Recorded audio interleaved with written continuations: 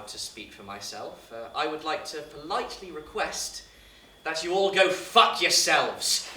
Oh, gasp and mutter as much as you want. It doesn't change the fact that it's fucking ridiculous.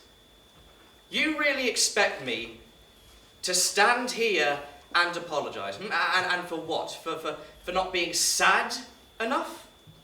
No, I'm sorry, but that's just downright wrong.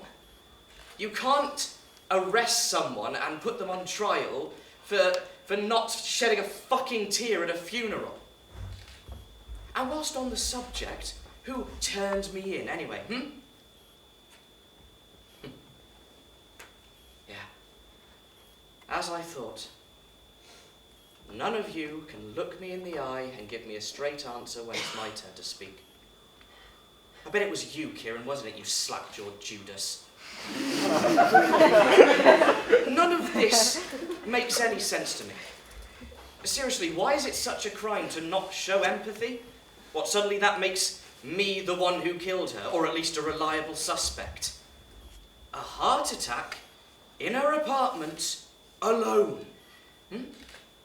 No sign of a break-in.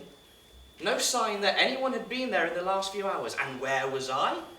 In a restaurant on the other side of town. Real fucking suspicious. You sit there in your ivory towers, fucking judging me, trying to control me, to make me feel the way you think I should feel, also that you can sit back on your fat fucking asses and not have to worry about what's really going on in the world. People die. Every single day. It's just a fact of life. Why do you give so much attention to it?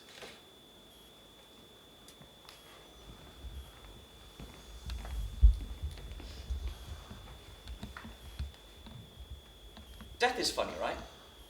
Not ha-ha funny, unless you've got a particularly dark sense of humour.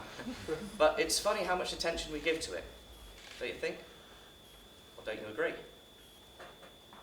This isn't going to be any grand political message. This is just my opinion or my view on the inescapable inevitability of death.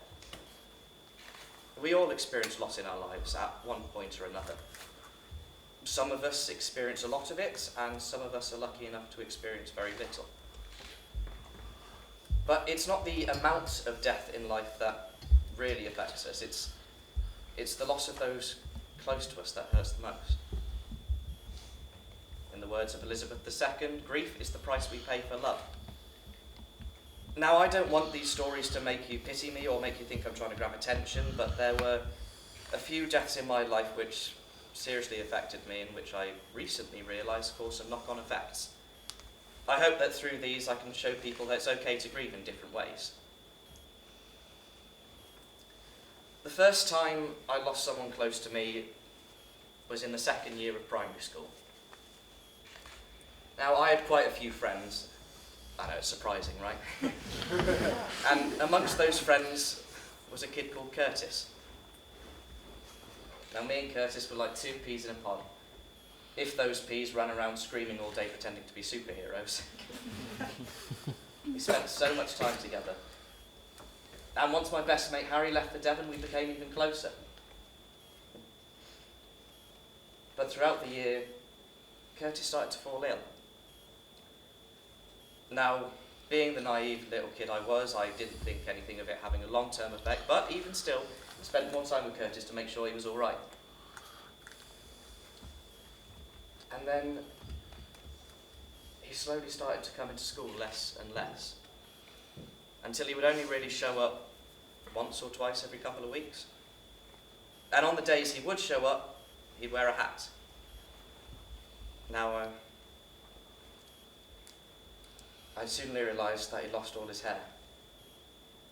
I'm sure you can all probably guess what Curtis had been afflicted with, but at the time none of the other kids knew what was going on. All they saw was a kid with no hair, and so began to tease him for it. I could see how much this hurt Curtis and how alone he felt. So I spent all my breaks with him sat on this bench. we'd just chat. We'd laugh, play games, and use our imagination to become anything he wanted.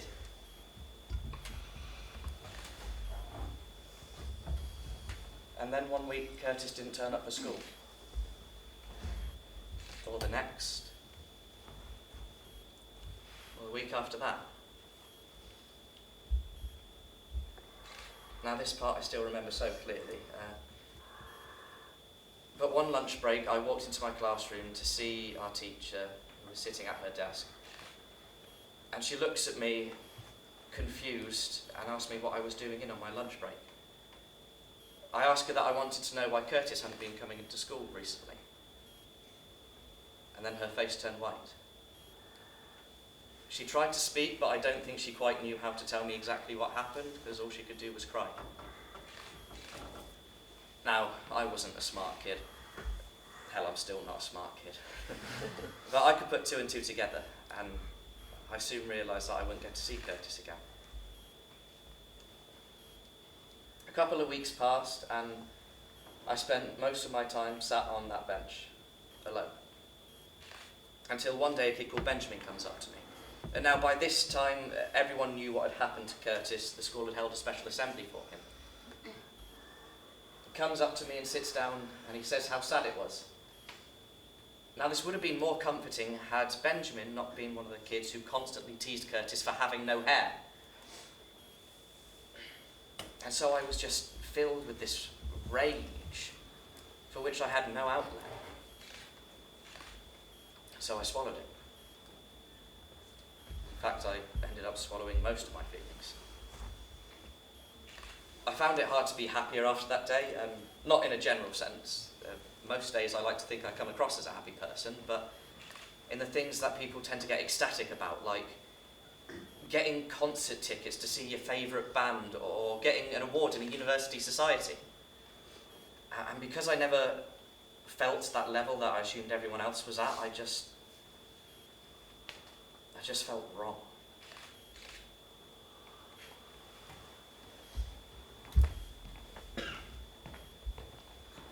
There is something wrong in our society where everyone seems to think that just because I'm not moping around showing all of these feelings, that I don't care that she's gone. Of course I bloody care. Life is going to be very, very different now, but my life isn't going to stop. That's not how the world works. There is no pause button. Whether you live or whether you die, the world keeps running. And that is just something that we have to accept. Just think about how much you miss out on spending months at home grieving because it's the law. How many of you can say that that's honestly what you want to do? Because if your loved ones were here right now, I'm sure as hell that's not what they'd want you to do. We have been given an incredible gift here. Life as we know it was a fluke accident. Our entire species exists by chance. And you want me to spend that gift, that chance, moping over someone's death. And not just someone's death, but every single death. Don't you see how stupid that is? No, let me speak. I'm not saying that I don't give a shit. I'm saying that we should celebrate the life they led. In the grand scheme of things, our time here is so infinitesimally small that we should make the most out of what we've been given. Be yourself. Don't just blend into the crowd. Take risks, explore what the world has to offer. Go skydiving. Take that cooking class you always meant to take. Learn to play chess. Just do whatever makes you happy, because before you know it, death could be knocking at your door.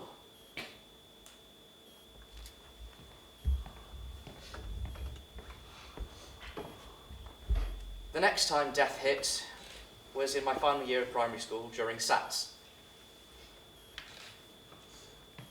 Oh, me and my great-grandfather used to play chess together.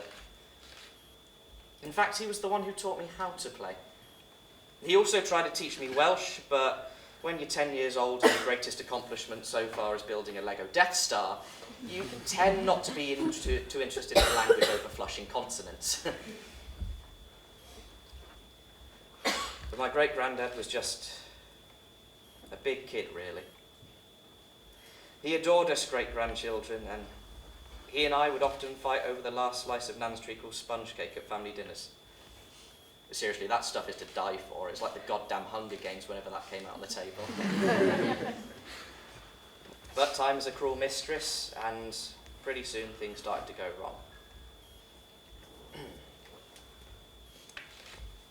As he got older, my great-grandfather became ill. And this great man, who used to be so full of life and conversation, dulled. I was having more and more trouble with his words. And as it turned out, his memory. Now, to this day, I still don't know exactly what he had, but bit by bit, he was forgetting how to play chess. This man who used to beat me at every game, every turn, was struggling to remember the simplest of moves until I was the one teaching him how to play. And once again, I felt something inside me, but as I'd come so used to doing, suppressed it. That is, until halfway through my sats when we got the call that Ted had passed away. And once again I was broken.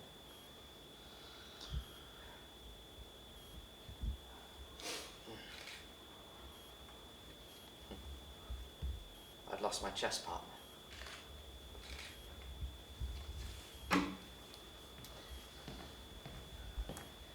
I'm not the only one to lose a partner. Countless people lose someone close to them every day. Let me put this into perspective for you. Around 152,000 people die every single day. That's 6,300 an hour, 105 every minute, and 2 every fucking second. It is impossible to be sad for every single one of those. You would spend your entire life in sorrow if you fully abide by these laws worldwide. Yeah, it's depressing. But a lot more people are born than they are dying. New life. That should be celebrated alongside the ones just gone. And when you think about it, no one is ever truly gone. Yes, their physical form has passed, but their energy lives on. We are made up of and run off of energy that, logically speaking, cannot be created or destroyed. And so when they pass, that energy doesn't fade with them. It just gets transferred somewhere else. It helps breathe life into things yet to be. It's magical, beautiful, and fucked up all at the same time. But then isn't that just life? Big old mix of hardships and good times. You all spend so long worrying about death and having to grieve in a certain way that you actually forget how to live. For fuck's sake, just live your life. It can all be over so fast.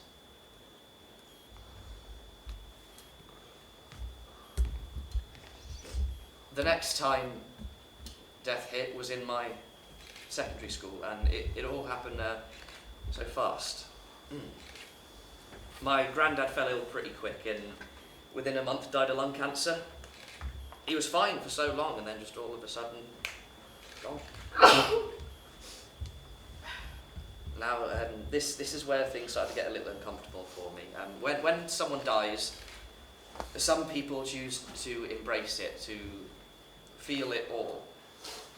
Some get angry, and others choose to ignore it and suppress it, to pretend it isn't there. And this is what I ended up doing with my grandfather.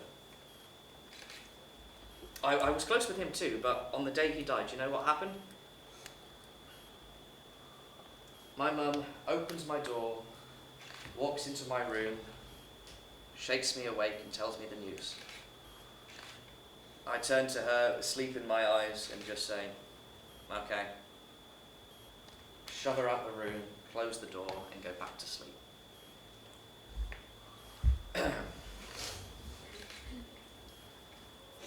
Now, when we went round to my nan's later to see my nan and uncle, everyone was crying. Everyone was so distraught. That is, everyone except me. I couldn't cry, I didn't feel sad, and all I could feel was this guilt, and that guilt followed with me when I refused to go to his funeral. I told myself it was because I was a monster, because everyone else would be crying, and I couldn't. Because I'd suppressed it. With the other two, there had at least been something that kept me bonded to them. With Curtis, there was our bench. With Ted, our chess games. But with Des, there was nothing, and I just felt horrible.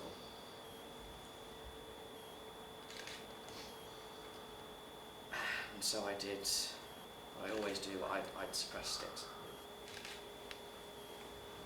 But I realised after time that I was just in denial. I didn't want his death to be real after the last two. And so I've carried the guilt of feeling like I didn't feel anything for years, not telling anyone what happened at the time until tonight. And that's okay. Not everyone grieves in the exact same way. Just because one person cries their eyes out at a funeral, it doesn't mean the one standing there stoic-faced isn't feeling anything. Chances are they've suppressed it as much as I had.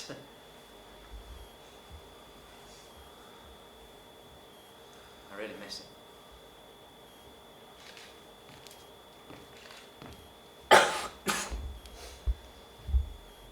I miss her. I really, really, truly do, but I can't dwell on it. I just can't, okay? So I did with her what I have done my whole life. I suppressed it.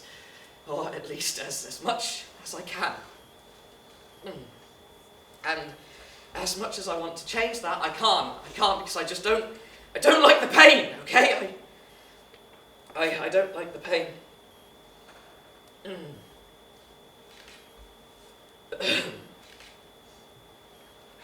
Look at me, I'm a fucking mess. I couldn't get the right shoes. I don't even remember how to tie a fucking tie without her. Well, you got what you wanted. Is that a motive enough for you? We're not here for very long, so just get on with it.